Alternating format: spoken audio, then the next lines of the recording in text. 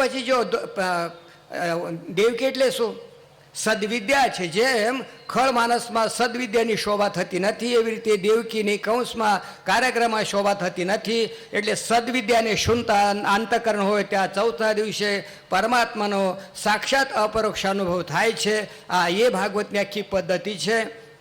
દશમ સ્કંદમાં તમોગુણમાંથી રજોગુણ, રજોગુણમાંથી સત્વગુણ જઈને એકાદશ સ્કંદમાં સત્વગુણનો વાદ કરીને ભગવત પ્રાપ્તિ કેવી રીતે થાય, આખી ભાગવતની પદ્ધતિ છે. અને એટલા માટે એ પદ્ધતિથી જો ભાગવતની કથા થાય તો ચોક્કસ આ તત્વજ્ઞાન 7 દિવસે થાય. આપણે પરમાત્માને એવી પ્રાર્થના કરીએ કે આપણને પણ આ એવી સમજણ આપે કે 7 દિવસ પછી આપણે પણ પોતાને કહેવાની જરૂર નથી, આપણે સમજીએ છીએ કે બસ હું નિત્ય શુદ્ધ બુદ્ધ મુક્ત છું. અનુભવ શું થાય? અત્યાર સુધી મારો જન્મ થયો નથી, અત્યારે મારો જન્મ થયો નથી, ભવિષ્ય મારો જન્મ થાય નહીં. એ તત્વજ્ઞાનની નિશાની છે. આ બીજો કોઈ નિશાની એમાં નથી. લોકો પૂછે અનુભવ થાય એટલે કેવો થાય? પણ એ વાણીનો વિષય નથી. ગોળ કેવો ગળ્યો? કેવો ગળ્યો? સાકર જેવો. સાકર કેવી ગળી? કે મધ જેવી. મધ કેવો ગળ્યો? ગોળ જેવો. ફરો ચક્કર ચક્કર કહી શકો, પણ મોડામાં રાખીએ તો અનુભવ થાય કે ન થાય? એટલે એ અનુભવની વસ્તુ છે, કહેવાની વસ્તુ નથી. એટલે ભગવાનને આપણે પ્રાર્થના કરીએ કે બધાને આ જેમ વૈકુંઠ વિમાન આવ્યો તો ગોકર્ણ માટે જવાની તૈયારી છે, એ બધાને વિમાન આવે ને જાય છે તૈયારી. હા કહો છો પણ અંદરથી નથી, સમજ્યા? એટલે એ રીતે આવે ને બધાને ભગવત પ્રાપ્તિ થાય પ્રાર્થના કરી ભગવાનના ચરણે મારે વાણીને વિરામ આપું છું. બોલો શ્રી સદગુરુદેવ કી જય. ખૂબ સરસ મજાનો અલ્પ સમયમાં અધ્યાત્મ તરફ પ્રકાશિત કરી શ્રીમદ ભાગવતના અધ્યાત્મ તરફ આપણને સ્વામીજી દોરી ગયા. કથામાં નિયમ ક્રમનો મહત્વ છે.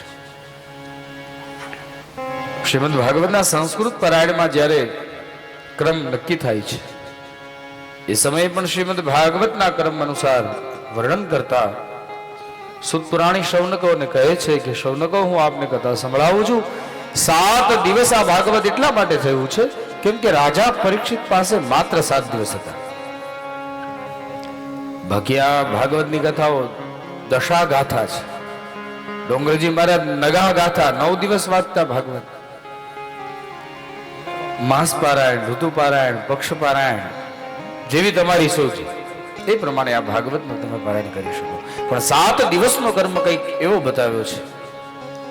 મનુ કરદમ સંવાદ પર્યંતમ પ્રથમે હનિ ભરતાખ્યાન પર્યંતમ દ્વિતીયે હનિ વાચય ગજેન્દ્ર મોક્ષ પર્યંતમ તૃતીયે દિવસે વદેત કૃષ્ણા વિભાવ પર્યંતમ ચતુર્થે દિવસે કથમ रुक्मण्युद्वाह पर्यन्तं पंच दिवसे वदेत सुधी श्री हंसाख्यान पर्यन्तं षडे दिवसे च वाचयेत् एवं सप्तदिनैश्चैव सप्तग्रंथि विभेदनम्.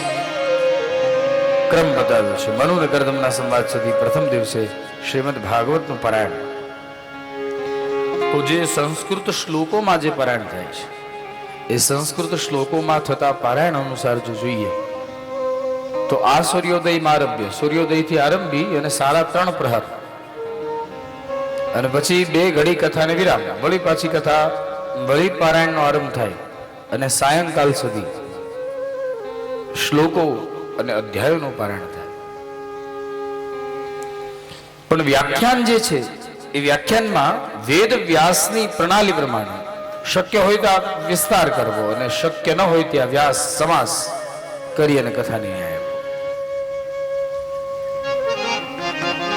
બહુ મહત્વની વાત તો એ છે ભાગવતમાં જે સંવાદો છે ને એ સંવાદ અંદર સંવાદ, સંવાદ અંદર સંવાદ, સંવાદ અંદર. એટલે જો ધ્યાન ન રહે ને તો ખબર જ ન પડે કોણ કે છે ને કોને કે છે. બસ ખાલી એટલું ધ્યાન રહે મહારાજજી કંઈક બોલે છે, પણ કોણ કે છે અને કોને કે છે એ ખ્યાલ રહે નહીં. એના માટે ધ્યાન રાખવું બહુ જરૂરી છે. ભાગવત જોવા જઈએ તો સહેલામાં સહેલો ગ્રંથ, પણ અઘરામાં અઘરું પણ જો કોઈ હોય તો એ ભાગવત છે. એટલા માટે તો વિદ્વાનોએ કહ્યું છે વિદ્યાવતામ ભાગવતે પરીક્ષા. જે વિદ્વાનો છે એની આ ભાગવત દ્વારા પરીક્ષા થાય. ગમે તેવો વિદ્વાન સ્પષ્ટ વ્યાખ્યાન કરી અને ભાગવત કથાનું કથન કરી શકે એટલે એની વિદ્વત્તા કહે, એની વિદ્વત્તા નક્કી થાય અને કેટેગરી પ્રાપ્ત થાય.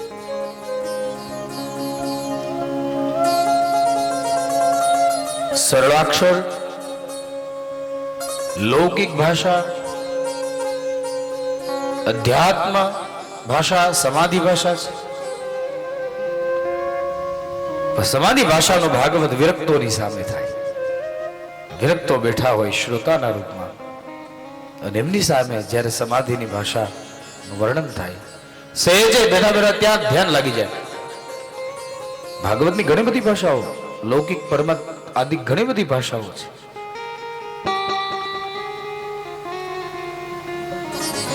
શ્રીધર મહારાજે પણ ભાગવતની જ્યારે ટીકાજી લખી એ સમયે શ્રીધર મહારાજે પણ કબૂલ્યું છે કે ભાગવતના જુદા જુદા અર્થો કરી ભાગવતને જુદી જુદી ઘટનાઓ સાથે લડાવી અને જો એની ટીકા કરવા બેસીએ તો સમુદ્રમાં જેટલું જળ ભર્યું છે આટલી સાઈ જોઈએ એ ભાગવતને લખવા છતાં પણ મહિમા લખી શકાય. જ્યાં જ્યાં આપણા શાસ્ત્રોએ આપણી જાગૃતિ માટેના પ્રયાસો કર્યા છે, આપણા સંતોએ આપણે જાગૃત કરવાના પ્રયાસો કર્યા છે, તે પ્રયાસે કરી અને સંતોએ આપણી વચ્ચે પોતાના વિચારોનો નિચોડ જેનું મંથન કરી અને વિચાર આપણી સામે મૂક્યા છે.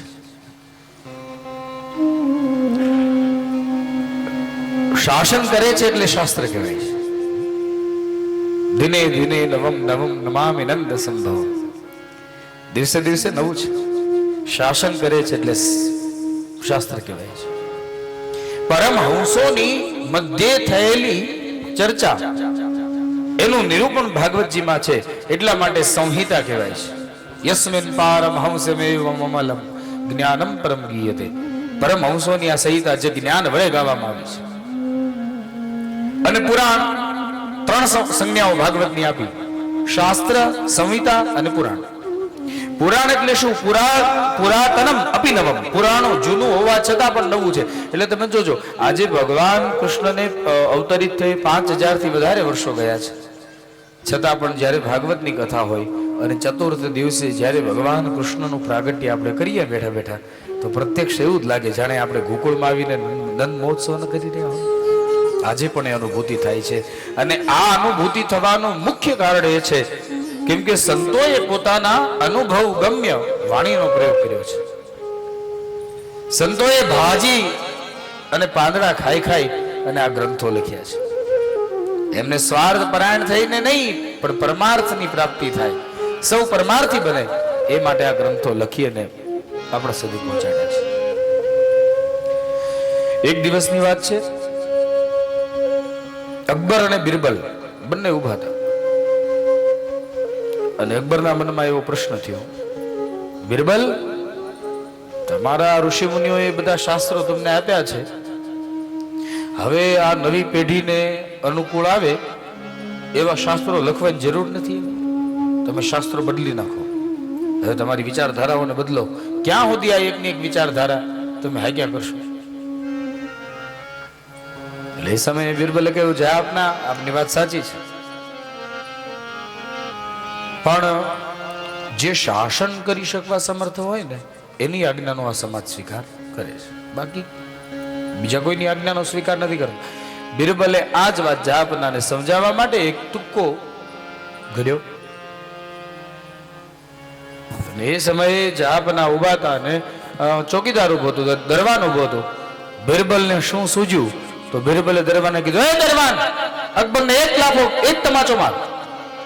દરબાર ત્યાં ને ત્યાં જ ઉભો રહ્યો, હલ્યો નહીં. અકબરને એમ થયું કે આ મજાક કરતો લાગે. બીજી વખત, અરે સંભળાતું નથી તને કહું છું, જહાપનાને તમાચો માર. છતાં પણ પેલો દરબાર હલ્યો નહીં. અરે તને કહું છું જહાપનાને તમાચો માર. એટલે હવે જહાપનાને થયું કે આ 2 વાર તો કદાચ જવા દીધો, પણ આ ત્રીજી વખત બિરબલની આટલી મજાલ કે મારી સામે આવું બોલે. એટલે જહાપનાએ કીધું, કઈ દરવાન, બિરબલને તમાચો મારી દે. જહાપના એક જ વખત આજ્ઞા કરીને બિરબલને જેને એક તમાચો માર્યો, અને બિરબલે તમાચો ખાધો ને હસવા માંડ્યો બિરબલ. અને જહાપનાએ કીધું કેમ હસે છે? એક તો મારું અપમાન કર્યું, એક તો તને તમાચો પડ્યો અને છતાંય હસે છે. એ સમયે બિરબલે કીધું કે મહારાજ, તમે જે મને પ્રશ્ન પૂછ્યો ને એનો ઉત્તર હું તમને આપું છું. કઈ રીતે? તમે મને પ્રશ્ન પૂછ્યો હતો કે તમારા હિન્દુઓ માટે નવા શાસ્ત્રોનું નિર્માણ કરવું જરૂરી છે, તો સાંભળો, નવા શાસ્ત્રનું નિર્માણ કરીએ. ઋષિમુનિઓ પોતાના અનુભવનો નિચોડ લખે, પણ ભાગવત, રામાયણ ને ભગવત ગીતા આ શાસ્ત્રોની સામે શાસન કરી શકે એવી કોઈની તાકાત નથી. બીજી મહત્વની વાત, હું આપનો આજ્ઞાંકિત છું, આપ મારા જહાપના છો, હું આજ્ઞાંકિત છું આપનો. મેં આપના દરબારને કહ્યું કે જહાપનાને તમાચો માર, હું આજ્ઞાંકિત છું એટલે મારી આજ્ઞાનો એને સ્વીકાર કર્યો નહીં. પણ તમે જહાપના છો, તમે જેવું કીધું કે જા બિરબલને જઈને તમાચો માર, એટલે તરત આવીને બિરબલ મને તમાચો માર્યો. આનો અર્થ એ જ છે મહારાજ કે આ શાસ્ત્ર જે શાસન કરે છે ને, એ શાસનની પાછળનું કારણ એ છે, આમાં જે વાતો લખી છે એ કોઈ સ્વાર્થ માટે નથી લખેલી. આમાં લખેલી વાતો પરમાર્થ માટે લખેલી છે. આમાં જે પણ કથા, જે પણ કથાનક, જે પણ પ્રસંગ કહેવામાં આવ્યો છે, એ પ્રસંગ કે કથાનક દ્વારા વ્યક્તિને શાંતિની પ્રાપ્તિ થાય છે. અશાંત વ્યક્તિ શાંતિની પ્રાપ્તિ કરી લે છે, અને ક્રાંતિહીન સમાજ ક્રાંતિની પ્રાપ્તિ કરી લે છે. એટલે વ્યક્તિને શાંતિ અને સમાજને ક્રાંતિ આપે આવી શક્તિ આ ગ્રંથની છે. એટલે એને મસ્તકે ધારણ કરીને આવીએ છીએ, જેથી મસ્તકના નસ્તક વિચારો દૂર થઈ જાય. સન્માન પૂર્વક લઈને આવીએ છીએ, કેમ કે ગ્રંથનો મહિમા જળવાય અને પુરાણ શાસન કરે છે આપણા પર.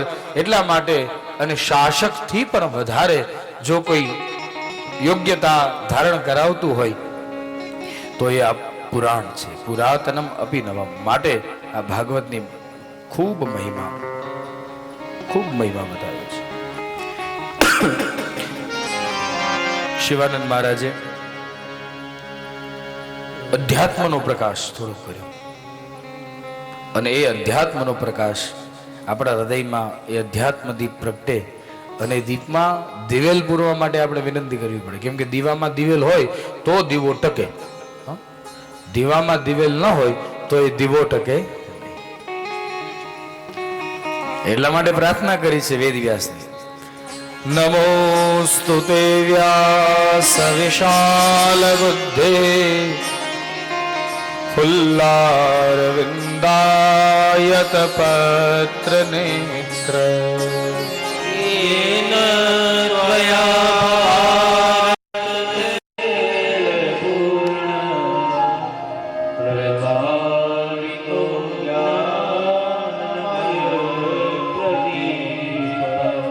પ્રજ્વાલિતો જ્ઞાનમય પ્રદીપ. ભારત રૂપી તેલને પૂરી અને અમારા જ્ઞાનના દીપકને તમે પ્રજ્વલિત કરો.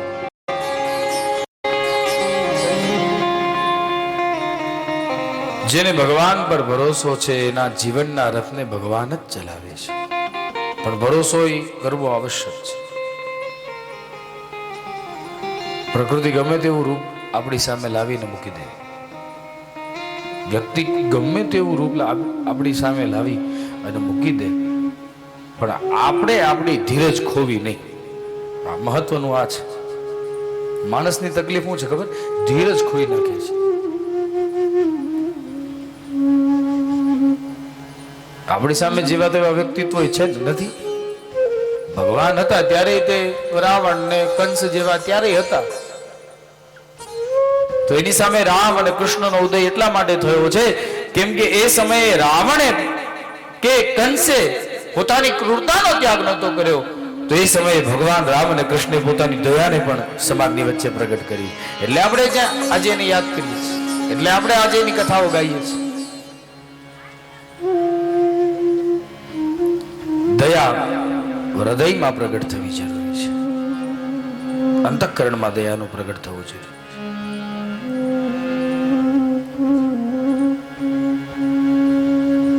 આ બાજુ ભગવાનને સાથે લઈ અને પાંડવો નદીમાં સ્નાન કરવા જાય છે. એ સમયે અશ્વત્થામા આવે છે પાંડવોની છાવણીમાં દ્રૌપદી દ્વારા થયેલા 5 દીકરાઓ સુધા છે. એની પોંગળ અવસ્થા છે. આપણે ત્યાં અવસ્થાઓનું અમુક સારણી છે. 1 થી 5 વર્ષ સુધીની બાલ્યાવસ્થા, 6 થી 10 વર્ષ સુધીની પોંગળ અવસ્થા, 11 થી 17 કિશોર અવસ્થા અને 18 થી યુવાની, જ્યાં સુધી તમે રાખી શકો. કેમ કે નામ જ છે જવાની. કોઈની નથી રહી ને કોઈને નથી રહેવાની. આવી એટલે જવાની. જેટલી તમે રાખી શકો. પાંડવના બાળકો પોંગળ અવસ્થાના છે. 6 થી 10 વર્ષની ઉંમર છે. 5 બાળકો ત્યાં છાવણીમાં સૂતા છે. આ બાજુ અશ્વત્થામા આવ્યો. પોતાના પિતા જેવા લાગતા બાળકોને જોઈને મનમાં વિચાર થયો કે પાંડવો સૂતા હોય એવું લાગે છે. એમને જગાડ્યા વગર જ એમના પર પ્રહાર કરી અને મારી નાખું એટલે દુર્યોધનને આપેલું વચન સંપન્ન બને, આવો હૃદયમાં વિચાર કરી અને એ સમયે અશ્વત્થામાએ એ પાંડવના સૂતેલા બાળકો પર ખડગનો પ્રહાર કર્યો. ધડથી મસ્તક પાંચેયના અલગ કરી. પાંચેય મસ્તકને ભેગા કરી એનો પોટલો બાંધી અને અશ્વત્થામા ખભે નાખી દુર્યોધન પાસે જવા નીકળ્યા. આ બાજુ લોહીના ખાબોચિયામાં પાંચેય ધડ મસ્તક વિહોણા પડ્યા છે. દુર્યોધન પાસે જઈ અને પાંચેય મસ્તકના એ જે પોટલું હતું એ ફેંક્યું ને કીધું કે લે ભાઈ, તારી ઈચ્છાને પૂરી કરી નાખી. પાંડવોને મેં મારી નાખ્યા છે. દુર્યોધનને આશ્ચર્ય થયું કે જેને યુદ્ધના મેદાનમાં નથી જીતી શકાતા એ પાંડવોને કપટ કરીને કેમ મારી શકાય. લાય તો જરાક ભીમસેનનું મસ્તક. આમ થાય દુર્યોધનને ભીમસેન સાથે વધારે લગાવ. બે બળિયા એટલે વધારે જરાક દુશ્મની વધારે હતી અને લગાવે વધારે હતો. અને પાંડવ અને કૌરવ છે ને એ પરસ્પર એકબીજાના વિરોધી છે. હા, પરસ્પર એકબીજાના વિરોધી છે. પણ જો બીજો કોઈ રાજા એ હસ્તિનાપુર આક્રમણ કરે, હસ્તિનાપુર પર આક્રમણ જો કરે તો પાછા 105 ભેગા થઈ જાય. આ તાકાત હતી, આ પરિવારની તાકાત છે. એક બહુ દ્રષ્ટાંત ઘણા સમયથી ફરે છે અને દ્રષ્ટાંત આજે મને લાગે છે કે આ વાત સાથે એ દ્રષ્ટાંત બરોબર ફિટ બેસે છે એટલે કહી દઉં. એક વૃદ્ધ સિંહ વનમાં એકલો પડી ગયો અને 10 કૂતરાઓએ સિંહને ઘેરી લીધો. શિથિલ હતો, કઈ કરી શકે એવું સામર્થ્ય નહોતું, પણ હિંમત હાર્યો નહીં. જેટલો થતો હતો એટલો પ્રયાસ એનો કર્યો અને એ સમયે ઝાડીમાંથી એક વિકરાળ ગર્જના કરી અને કેસરી કૂદી પડ્યો અને એ બધાય કૂતરાઓને ભગાડી મૂક્યા. અને એ સમયે કોઈએ કીધું કે તમે તો એકબીજાના દુશ્મન હતા ને, તમે તો એકબીજાના વિરોધી હતા ને, આજે એને બચાવવા માટે તું કેમ કૂદી પડ્યો? તો એ સમયે કીધું કે મતભેદ હોવો કદાચ બની શકે પણ મનભેદ ન હોવો જોઈએ ક્યારેય. કેમ કે મતભેદ હોય તો એ મતભેદ ક્યારેક સુધરી શકે પણ મનભેદ થયો તો એ સુધરી નથી શકતો. અને હું નથી ઈચ્છતો કે કૂતરા ભેગા થઈને સિંહની ગરિમાને ટાળે. કૂતરા 10 ભેગા થયા હોય તો ભલે, 50 ભેગા થયા હોય તો ભલે, એ મારે ગરિમાને જાળવવા માટે કૂદવું પડ્યું. એટલે પરિવારનો કોઈ પણ સદસ્ય દુભાતો હોય, દુઃખી થતો હોય તો એના પરિવારનો કોઈ સદસ્ય કે સભ્ય બેસી ના. અમારી દુશ્મનીનો લાભ અમે કૂતરાઓને તો લેવા જ નથી, એ તો પાકો છે. અમારે કૂદી પડવું પડે તો મંજૂર છે, બાકી અમારી દુશ્મનીનો લાભ કૂતરા તો નથી લઈ જવા જોઈએ. અને તકલીફ એ જ છે. અને જાજે ભાગે શું થાય છે ખબર છે? આપણામાં સિંહ જેવી બુદ્ધિ નથી. આપણામાં સિંહ જેવી બુદ્ધિ નથી. પરસ્પર એકબીજાના પગને ટાંટિયા ખેંચવામાં રહી છે. કોક આગળ આવે જોઈ શકાતો નથી, બળતરિયા થયા કરે છે.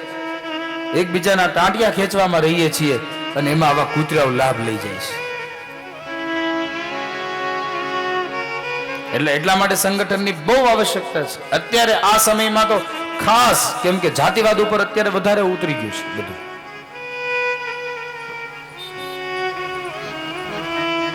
અને આ જાતિવાદની વિકરાળ અગ્નિ એટલી ભભૂકી ઉઠી છે કે જો હવે તમારામાં ઉદય નહીં આવે હવે તમારામાં જો વિવેક નહીં આવે તો એ જાતિવાદની અગ્નિમાં હું ને તમે બધાય બળીને ભસ્મ થઈ જશો. માણસે જન્મજાત પોતાના સ્વભાવનો ક્યારેય ત્યાગ ન કરવો, સ્વભાવ ન છોડવો. બસ જે પરિવારમાં જન્મ લઈ અને અવતરિત થયા છીએ, જે પરિવારમાં જન્મ્યા છીએ, એ પરિવારનું તો આપણને ગૌરવ હોવું જ જોઈએ. મહાભારતમાં કદાચ વર્ણિત છે, ભાગવતમાં નથી આ કથા, પણ મહાભારતના એક પ્રસંગ સાથે આ વાતને સહમતિ છે અને એ સહમતિના માધ્યમે હું આ વાતને રજૂ કરી રહ્યો છું. પ્રમાણ નથી મારી પાસે કદાચ, પણ આ વાત છે એકદમ સાચી અને એટલા માટે રજૂ કરી રહ્યો છું કે અંદરો અંદર વિખવાદ આપણને વધારે દુઃખી કરે છે.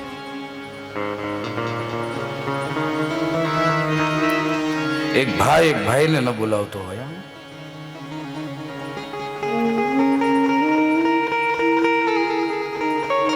એ ભાઈના ઘરે પ્રસંગ હોય અને એના ભાઈને કંકોત્રીનો એની આજુબાજુના હાગમટે આમંત્રણ આપ્યું, તમે હાગમટે પધારજો.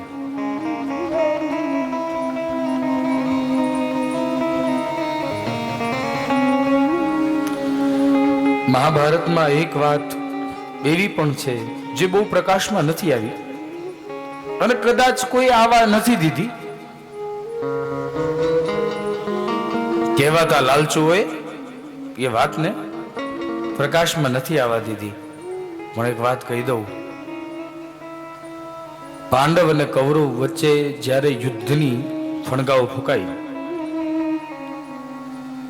એ શબ્દનો પ્રયોગ દ્રૌપદી દ્વારા થયો કે આંધળાના આંધળા જ હોય.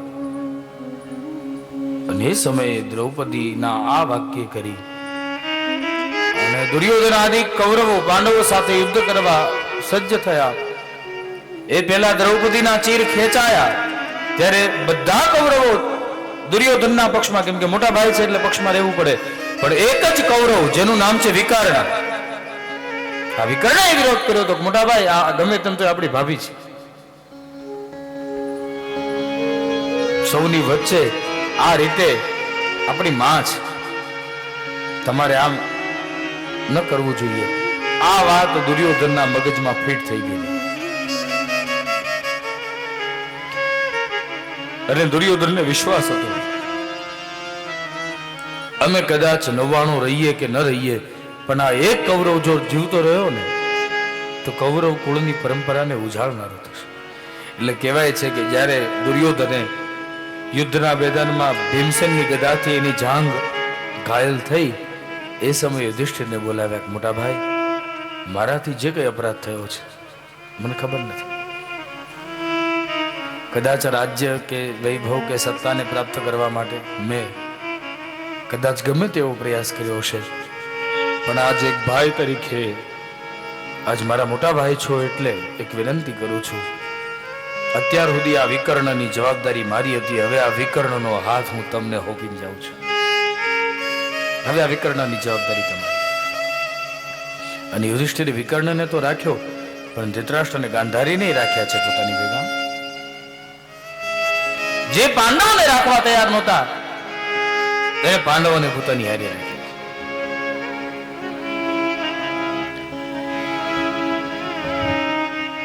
અશ્વત્થામાએ આવું કૃત્ય કર્યું.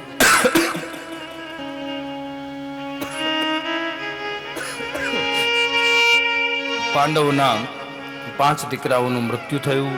દુર્યોધન પાસે પાંડવોના 5 બાળકોના મસ્તકને લઈ આવવામાં આવ્યા. એ સમયે કીર્તિસેન, જે દ્રૌપદીનો ભીમસેન દ્વારા થયેલો દીકરો છે, એના મસ્તકને લઈને દુર્યોધનને આપ્યું. દુર્યોધને મસ્તકને જ્યાં દબાવ્યું ત્યાં કાચું માટલું ફૂટી જાય અને મસ્તક તૂટ્યું. અને હૃદયમાં દુર્યોધનને દયા પ્રગટ થઈ. દુર્યોધનને થયું કે આ શું, મારો ભાઈ ભીમસેન અડધો વજ્રનો છે, ના માટીની જેમ એનું માથું તૂટે નહીં. આજ પહેલી વાર દુર્યોધનના હૃદયમાં દયા આવી અને દયા પ્રગટ થઈ. હર્ષ તો થયો, પાંડવ મર્યાનો હર્ષ થયો, પણ પાંડવના દીકરા અમારા કુળના દીપકો બુજાયા, આ વાતનો એને શોક થયો. હર્ષ અને શોક બંને ભેગું થયું અને દુર્યોધનનું મૃત્યુ થયું છે.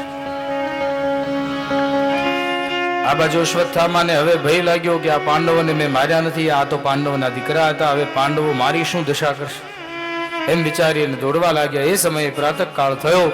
દ્રૌપદી પોતાના 5 બાળકોને તૃપ્ત કરવા માટે દૂધના પ્યાલા લઈ અને છાવણીમાં આવે છે.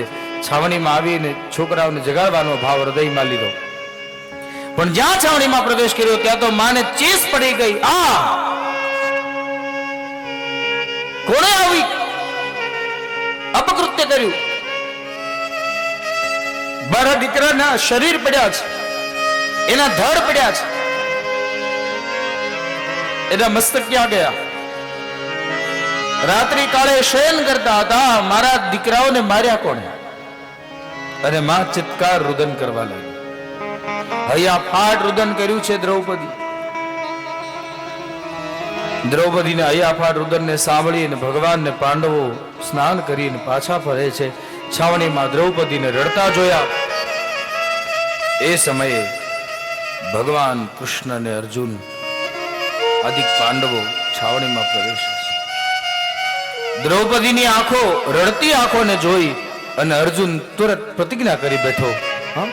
શસ્ત્ર સજ્જ અર્જુને પ્રતિજ્ઞા કરી, હે પાંચાલી, તું રણ નહીં, આ આપણા દીકરાઓને મારનારના મસ્તકનો પાટલો બનાવી અને એના પર તને બેસાડી અને એના રક્તથી અભિષેક કરી અને જો તને સ્નાન ન કરાવું તો હું કુંતી પુત્ર અર્જુન નહીં, આવી પ્રતિજ્ઞા કરી. અને પછી ભગવાનની સામે જોયું, કેશવ હવે મને બતાવો એ આતતાઈ ક્યાં છે? ભગવાને કહ્યું, જરૂર. પાંડવોએ ઉગ્રતા ધારણ કરી છે, પોતાના 5 બાળકોના ધડ પડ્યા છે, મસ્તક છે નહીં. આતતાઈની શોધમાં અર્જુન નીકળ્યા છે. ભગવાન કૃષ્ણે રથ તૈયાર કર્યો. રથના સારથી કૃષ્ણ બન્યા છે, રથી અર્જુન બન્યા છે. રથ દોડવા લાગ્યો અને ભગવાને મનોવેગથી રથ ચલાવ્યો છે.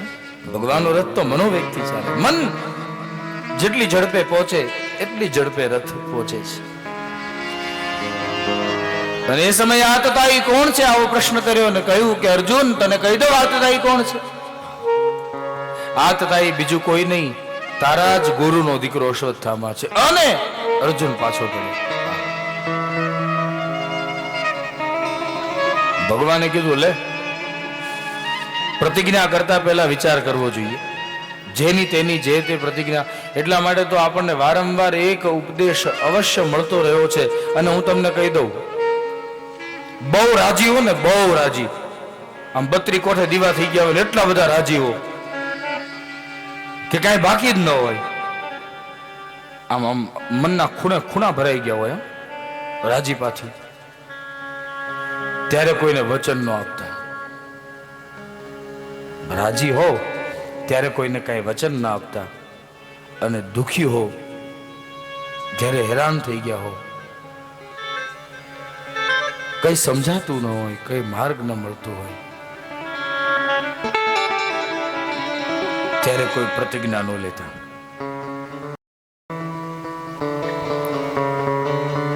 કેમ કે એનું કર્મ દશરથ રાજાને ભોગવવું પડ્યું છે. કૈકેયીજીએ એ રથના પૈડાનો ખીલો તૂટ્યો અને પોતાની આંગળી દ્વારા રથના પૈડાને સ્થિર કરી યુદ્ધ ચાલ્યું. એ દરમિયાન રથ ચલાવ્યો. રાજાએ પ્રસન્ન થઈને કહી દીધું કે માગો, શું આપું? એ સમયે કૈકેયીએ બુદ્ધિનો પ્રયોગ કરીને કીધું કે મહારાજ, મારે જોઈને પછી માગીશ.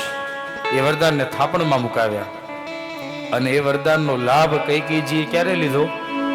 જ્યારે ભગવાન રામને રાજા બનાવવાની તૈયારી થઈ ગઈ, રામને રાજા બનાવવા માટે રાજ્યાભિષેકની તૈયારી થઈ, અને એ સમયે જેની મથરાવટી મેલી એવી મંથરાએ કૈકેયીના વિચારોને બદલાવ્યા અને વચન લેવડાવી. જે રામ રાજા બની અને ગાદી પર આરૂઢ થવાના હતા, એ રામને રાતોરાત વનગમનનો શાપ દેવડાવ્યો. ભગવાને કીધું, આતતાઈ બીજું કોઈ નથી, તારા જ ગુરુનો દીકરો છે. અશ્વત્થામાને થયું, ભલે મહારાજ, પણ બાળકોને માર્યા છે ને એ સૂતા છે ને એને માર્યા છે. એટલે આતતાઈ તો ગમે તેવો હોય, બાળકો પર પ્રહાર કરે એ તો મારો પણ વેરી છે. કેશવ, રથને ચલાવો, વિલંબ ન કરો. ભગવાન રથને લઈ અને નીકળ્યા. અને એ સમયે કહેવાય છે કે અશ્વત્થામાને ખ્યાલ આવ્યો કે અર્જુન મારી પાછળ આવે છે. અશ્વત્થામાથી રેવાયું ને એ સમયે અશ્વત્થામાએ બ્રહ્માસ્ત્રનું અનુસંધાન કરી અને અર્જુન પર બ્રહ્માસ્ત્ર છોડ્યું. ધગધગતું બ્રહ્માસ્ત્ર અર્જુન તરફ આવી રહ્યું હતું. એ સમયે અર્જુને ભગવાન કૃષ્ણનું શરણ લીધું છે. કૃષ્ણ કૃષ્ણ મહાબાહો ભક્તાનામ ભયંકર ત્વમેકો દય્યમાનાનાં મપવર્ગોસि સંસ્કૃતે. હે કૃષ્ણ મહાબાહો, તમે ભક્તોને અભયતા આપવા વાળા છો. તમે ગોદય્યમાનાનામ અપવર્ગોસि સંસ્કૃતે. અશ્વત્થામાનું બ્રહ્માસ્ત્ર મને બાળી દેશે, મારી રક્ષા કરો. એ સમયે ભગવાને આજ્ઞા કરી, તું ચિંતા શું કરે? એને બ્રહ્માસ્ત્ર છોડ્યું, હમું તુંય છોડ. કૃષ્ણના નિર્ણયો કઈ જેમ તેમ, એને ક્યારેય મોડો નિર્ણય લીધો જ નથી. આ બાજુ અશ્વત્થામાનું બ્રહ્માસ્ત્ર આવ્યું, ભગવાને કહ્યું એટલે અર્જુને છોડ્યું. બંને બ્રહ્માસ્ત્રો આકાશમાં ટકરાવા લાગ્યા. એની અગ્નિની જ્વાળાઓ આ ધરા પર પડવા લાગી. પ્રલય પ્રલય પ્રલય પ્રલયની બૂમો પડવા માંડી. એ સમયે વિચાર આવ્યો કે આ જો હવે કઈ નહીં કરવામાં આવે તો પ્રલય આવી જશે. પછી ભગવાને અર્જુનને અને અશ્વત્થામાને આમ બ્રહ્માસ્ત્ર એકબીજાએ ટકરાવ્યા. એ સમયે વેદ વ્યાસ ત્યાં આવ્યા છે. વેદ વ્યાસે સમજાવ્યા, અશ્વત્થામા, આ બ્રહ્માસ્ત્રનો પ્રયોગ જ્યારે આપત્તિ આવે મનુષ્ય પર ત્યારે કરવાની રજૂઆત છે. કોઈ આપત્તિ ન હોવા છતાં તે આ બ્રહ્માસ્ત્રનો પ્રયોગ શા માટે કર્યો? શાસ્ત્ર કે શસ્ત્રનો પ્રયોગ જરૂર વગર કરીએ ને તો ઉપાધિ બહુ થાય. શાસ્ત્રનો પ્રયોગ એ તે જરૂર વગર ન કરવો અને શસ્ત્રનો પ્રયોગ એ જરૂર વગર ન કરવો, ઉપાધિ સર્જે છે આ બધું. કયું પાછું વાળ? એ સમયે અશ્વત્થામાએ કીધું, મને બ્રહ્માસ્ત્ર પાછું વાળતા નથી આવડતું. બોલો, જે પિતાજી, જેના પિતાએ અર્જુનને આટલો દિવ્ય બાણાવાળી બનાવ્યો, એ પિતા દ્રોણાચાર્યએ પોતાના દીકરા અશ્વત્થામાને બ્રહ્માસ્ત્ર છોડતા શીખવાડ્યું, પણ પાછું વાળતા ન શીખવાડ્યું. આનો અર્થ એ છે કે વિદ્યા જેના ભાગ્યમાં હોય એને જ પ્રાપ્ત થાય છે, જેને છોડતા આવડે છે એને પાછી વાળતા નથી આવડતું. ભગવાને અર્જુનને સમજાવી બંને બ્રહ્માસ્ત્રો પાછા વાળ્યા. અશ્વત્થામા રથ પર બેસી ભાગવા ગયો. અર્જુને રથ પર બાણ ફેંક્યું, રથ ભાંગ્યો, અશ્વત્થામા નીચે પડ્યો. અર્જુન પણ રથની નીચે ઉતરીને દોડીને અશ્વત્થામાને પકડ્યો, દોરડાના બંધને બાંધ્યા. અને ભગવાને કીધું, હે અર્જુન, તારી પ્રતિજ્ઞા યાદ કર. તે પ્રતિજ્ઞા લીધી હતી કે જેને મારા 5 દીકરાઓને માર્યા છે એ આતતાઈના મસ્તકનો પાટલો બનાવીશ, એના પર પાંચાલીને બેહાડીશ અને સ્નાન કરાવીશ. તારી પ્રતિજ્ઞા પૂરી કર, કાઢ ખડગ અને કરી નાખ બે ટુકડા. ભગવાને આજ્ઞા કરી દીધી, પણ આવેશમાં આવી અને વિવેકને ભૂલી જાય અર્જુનને. અર્જુને શું કીધું? પ્રભુ, મેં પ્રતિજ્ઞા તો કરી છે, પણ પહેલી વાત, એક તો આ બ્રાહ્મણ છે, બ્રાહ્મણનો વધ નથી. બીજું અમારા ગુરુનો પુત્ર છે.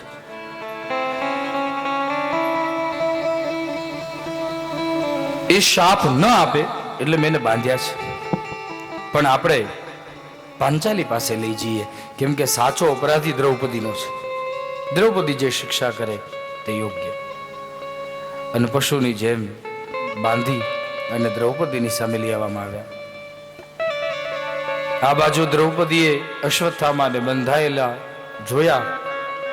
હૈયાફાડ રુદન કરતી દ્રૌપદી, એની આંખો લૂછી અને જોયું.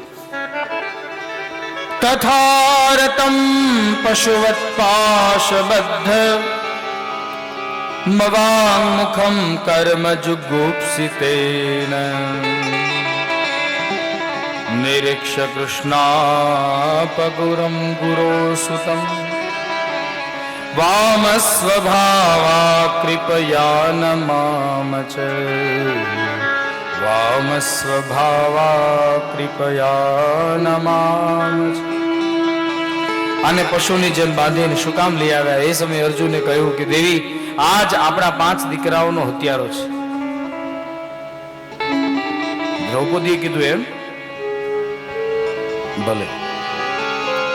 જગતની પહેલી જેવી માં છે.